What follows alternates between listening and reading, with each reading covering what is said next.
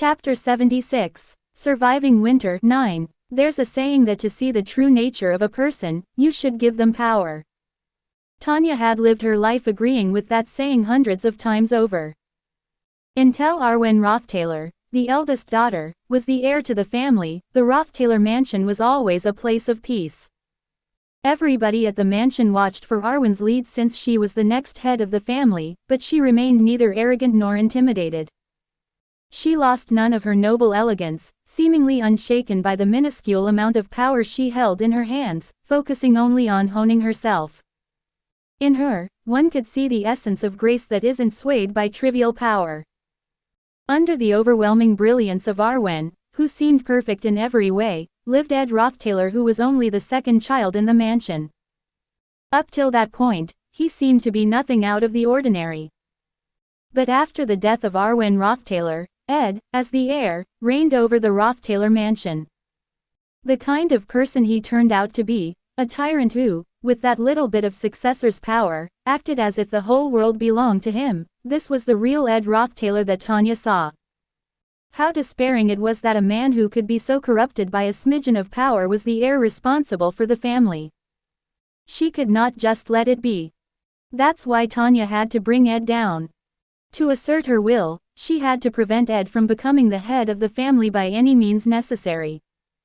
Should she kill him? If solving everything with a single dagger stab was possible, she wouldn't have agonized this much. The weight of the title, heir to the Roththaler family, was immense. Plunging a dagger into Ed's chest would guarantee Tanya's own demise as well, a fact clear to anyone, and besides, Tanya was then just a young girl who had only begun to awaken to her magical powers. It was too much to expect such a young girl with freshly held dagger to boldly stab or to slyly plot someone's death without anyone knowing. Such expectations were unreasonable. In the end, there was only one path set before Tanya.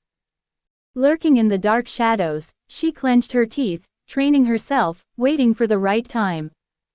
She spent nights studying, diligently practicing etiquette and honing her magic, patiently enduring until dawn broke. Ed did not lay a finger on Tanya, his sibling who shared his blood. But what kind of life was that for Tanya, who had to spend her years under the thumb of such a pitiable man? She bit back her anger and played the role of the compliant sister. She persisted amidst the suffering people of the mansion, sympathizing with their pleas but living as a powerless being unable to resolve their problems. She often spoke of her noble lineage, but never did she raise her voice in assertion.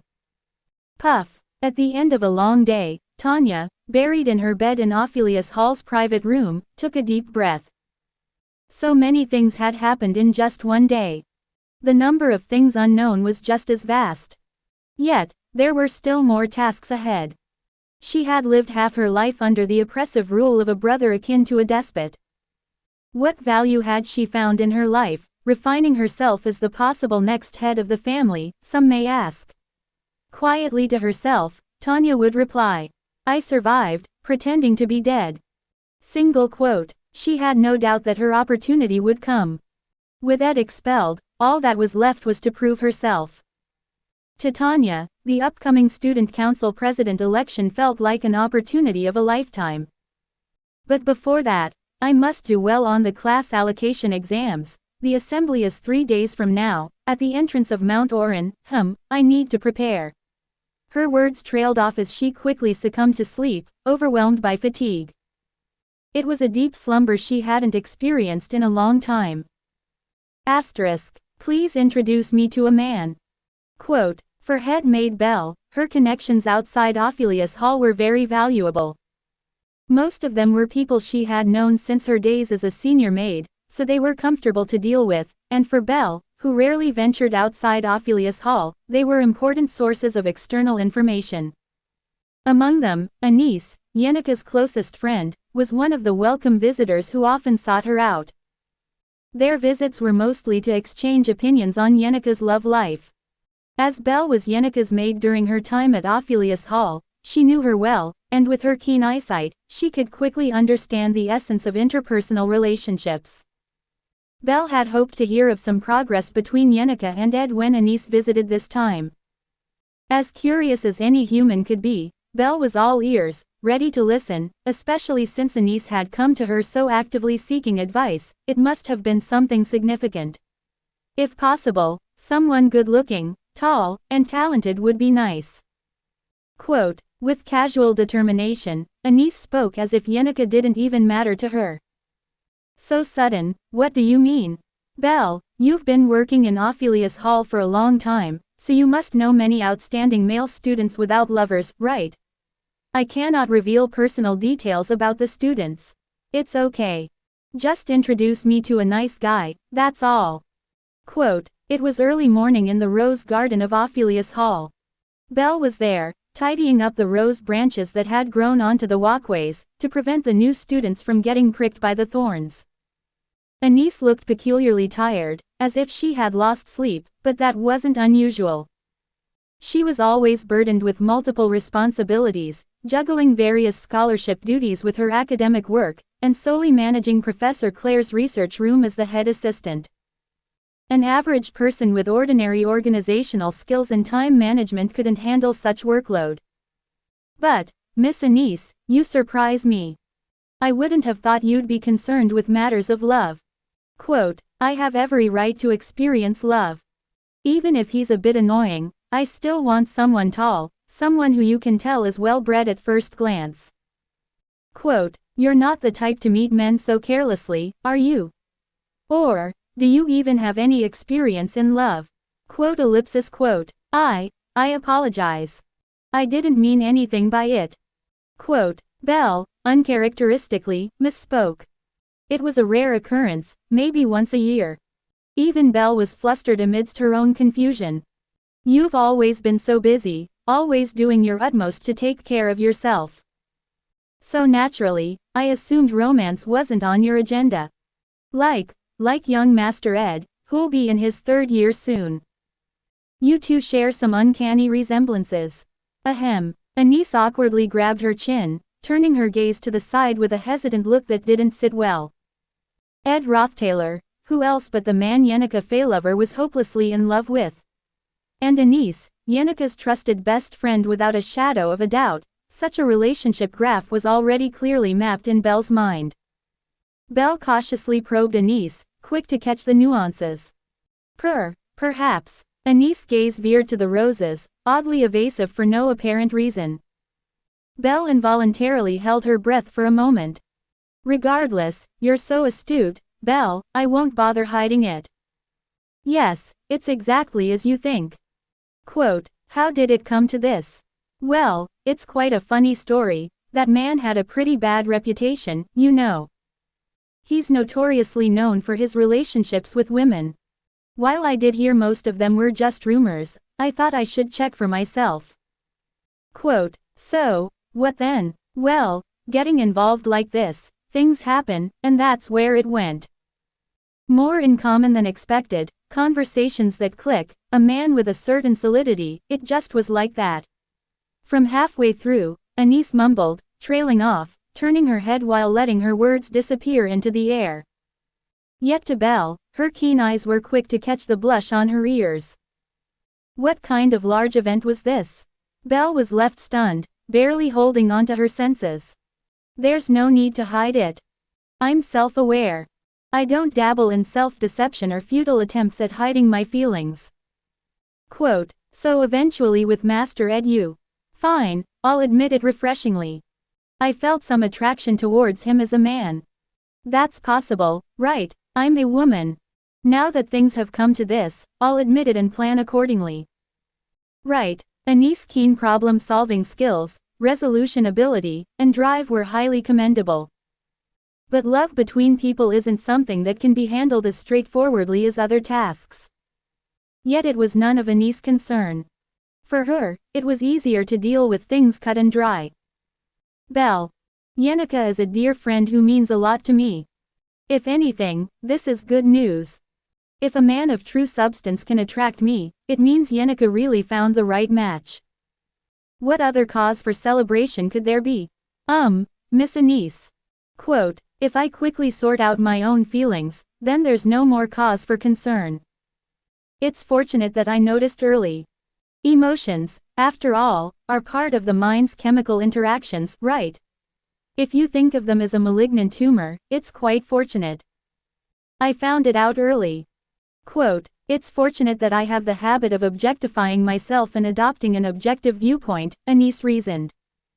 Expressing this, Anise took a deep breath and quietly sat down in the rose garden's gazebo. Even without doing much, she looked tired, which Belle saw as rather concerning. "I've recognized the problem and have an idea for a solution. Now, if the treatment goes well, everything will be settled. It would have been worse if it was discovered too late to manage. Consider the state it's in. How dreadful it is. The fact that it was discovered so early on is truly a cause of celebration." Quote, "Even calling it treatment is a bit. After all, life is a series of connections, and even for a man, it's not as if there's only one man in the world. Just meet a new connection and fall in love properly, right? You make it sound so easy. Even issues that seem complicated become simple once they're systemized, don't you think?" Anise places the bundle of documents she was holding onto the gazebo's table with a thud, then briskly begins writing something with her quill pen. Belle sneakily lifts her head to glance at the paperwork. Through the twisted gap, the lower page reveals all manner of mind maps concerning Ed Rothtaylor, with various strategies and impressions for future handling.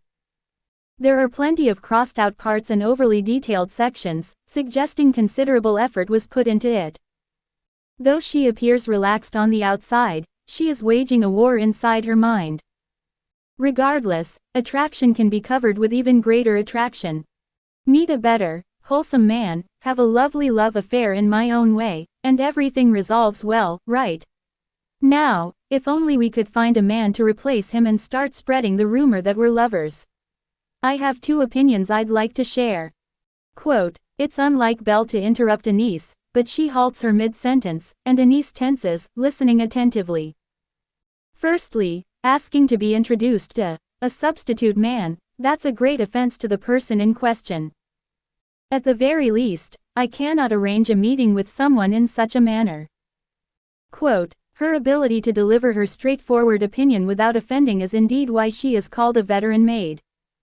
No matter how high-ranking Miss Anise is, there have never been instances where you've lacked such consideration for others. And even if you are seeking new connections, there is no need to hastily stamp a relationship status. It seems to me, Miss Anise is acting quite desperately." Quote, "Could it be, Miss Yenica has noticed Miss Anise's affection?" Anise gasps and takes a deep breath. "If so, that explains why you are rushing to create a romance for yourself."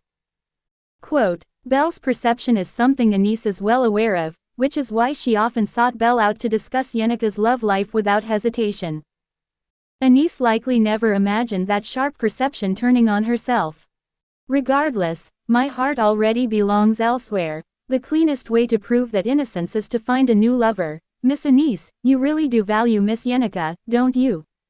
Before her own feelings, Anise is more afraid of Yenica getting hurt, hence, she quickly sets out to find a solution.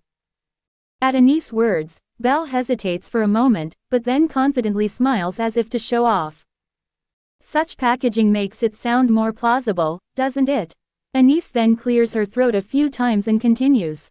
"As grand as you make it sound, I believe that ultimately, human emotions are nothing more than collections of organic reactions that can be adjusted. It's not as grand a consideration as all that. It's still early, so we can adjust slowly. Have you met Miss Yenica?" Ignoring all of Anise's words, Belle's cutting question silences Anise again. She then slowly admits, as if in confession. "Yes, I passed by the teacher's hall the day before yesterday. We didn't greet each other and parted ways. Something was awkward between us." She seemed gloomy. "I see." Quote, "And, next week I have to proctor the class assignments with Ed. I don't know how I'll face him." After speaking, Anise lowers her head, lost for words. Belle sighs deeply, rests her chin on her hand, and falls into contemplation. In a corner of the rose garden, where sparrows chirp in the morning sunlight, silence passes by for a long time. It may not be as grave as you think. It could even have a positive effect. At last, Belle offers an unexpected conclusion. Pardon. If you think about Miss Yenica, she cannot remain forever like an unblemished canvas. Quote, Belle ponders until she finds a way to wrap up the conversation without hurting anyone. There's one person who might become an even bigger headache, but for now, there's no helping it. Belle mentally sends a deep prayer of apology to Ed. You know as well as I do, Miss Anise, that Miss Yenica is always kind and sincere to others. While that is surely a good thing, people sometimes break down much more easily than expected if they don't dispel negative emotions. Quote, Belle sits down next to Anise and slowly continues. Perhaps, it could be a good opportunity for Miss Yenica to become angry, to speak up about dislikes, to grumble. It might be difficult at first, but releasing emotions in such a manner can be surprisingly helpful. Quote, really. Moreover, jealousy is one of the emotions that best stimulates such responses. Since Miss Yenica is truly altruistic, she likely has little experience harboring deep jealousy towards others. And becoming confused by such feelings could certainly weaken her heart. She will struggle quite a bit. Quote, isn't that exactly what Anise was concerned about? Before Anise could point out that nothing has been resolved, Belle beats her to the punch. Wasn't the problem initially that Miss Yenica was too perfect? Anise is speechless once more at Belle's poignant words. Now, follow my lead. Protectiveness. Quote, reminded of a past conversation with Claire, Anise is suddenly at a loss for words. Belle already knew. Where else would Yenica go when her heart became troubled? Belle quietly sits there, gently patting Anise back. She comforts as if to say there's no need for guilt. Asterisk. What's this? When did you arrive? Quote ellipsis quote. I had just placed the magic engineering supplies near the entrance of the library, covering them with a tarp to keep the snow off. The time to prepare materials for warehouse construction was drawing near. Practice in magic engineering skills was on track, but I shouldn't get lazy with training. Especially since I felt we needed to expand the internal space of the cabin. Most magic engineering training would happen at the library, but it would be convenient to perform simple chores or processes at the cabin. I'm considering punching out one side of the wall for storage space and maybe another side for a living space. I contemplate whether that would be too much work. I'll have to find a balance with the holiday schedule. Returning to camp, thinking about the production schedule, it was quite chilly. Just wearing a blanket over my shoulder, I approached the blazing bonfire where Yenica was sitting, hugging her knees. She didn't have her usual lively aura, and her expression looked downcast. Cold. Want a cup of tea? Upon my offer, she nods quietly, resting her chin on her knees. The usually chatty Yenica was silent, holding something heavy in mind. I fill the last herb into the cup, dry the leaves, take 2 cups, and sit down beside Yenica, handing her one. She takes the large mug carefully with her small hands. Quietly sipping the tea, we sit side by side in front of the fire. Snow again. Seems like it's coming every 2 days now. Quote, soft snowflakes fall, settling atop the already accumulated snow. Evergreen trees retain their colors even in winter, but against this blanket of white, they have no choice. All around, the world is draped in white, making the sharp brightness of the fire even more noticeable. Glancing at Yenica, she's still holding her knees, watching a few tea leaves float in her cup. Such a disheartened Yenica is rare. She knows too well how discomforting it is for others when she's not her cheerful self. If you're troubled, you can talk about it. Quote, at this, Yenica suddenly lifts her head, looks at me, but then stops speaking. Instead, she says with particularly sad eyes, I'm sorry. I can't talk about it. Quote, then no need to force it. Quote, what is often forgotten is that even Yenica has her limits. Her downcast gaze and hunched posture likened her to a small cornered animal, eliciting an inexplicable protective instinct. I casually wrap my arm around her other shoulder, and gently pat it. Sharing the warmth of the thick blanket. I worried she would flinch and pull away, But instead, Yenneker lifts her head like a mole peeking out and tries to speak again before falling silent, her energy visibly drained. Finally, Yenneker buries her head on my shoulder. We sit in silence watching the fire for a while. Winter persists. The cold harsh enough to make a single blanket and fire barely bearable. But spring is approaching, step by step. If you want to have more videos like this, then like and subscribe to my channel, and have a nice day or evening or night. I will see you soon.